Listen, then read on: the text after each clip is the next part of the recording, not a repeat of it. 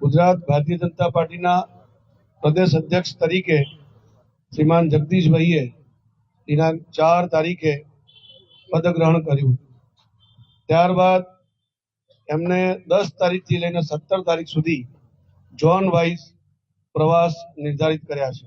એ પ્રવાસમાં મધ્ય ઝોનની અંદર એટલે કે આપણો 8 જિલ્લાઓનો જે મધ્ય ઝોન બને છે એ મધ્ય ઝોનમાં વડોદરા ખાતે એમનો પ્રવાસ નિર્ધારિત થયો છે, જે આવતીકાલે એટલે કે 14 તારીખે મંગળવારે સાંજે 5 વાગે અંબાલાલ પાર્ક કારેલીબાગ ખાતે આયોજિત થવા જઈ રહ્યો છે. પ્રદેશ અધ્યક્ષનું સન્માન એ સૌ ભારતીય જનતા પાર્ટીના જે વર્ષો સુધી જેમને કામ કર્યું છે એવા સૌ કાર્યકર્તાઓનું સન્માન કરવા માટેનો આ કાર્યક્રમ પરંપરા મુજબ આયોજિત થતો હોય છે.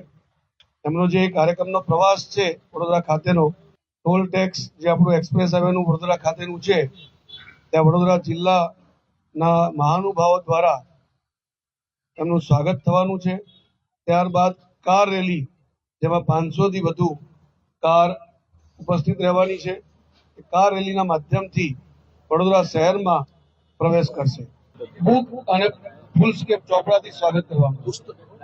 રોડ શો નથી, રેલી છે. પ્રમુખશ્રી પોતાની ગાડીમાં જ રહેશે, રેલી સ્વરૂપમાં જ આવશે.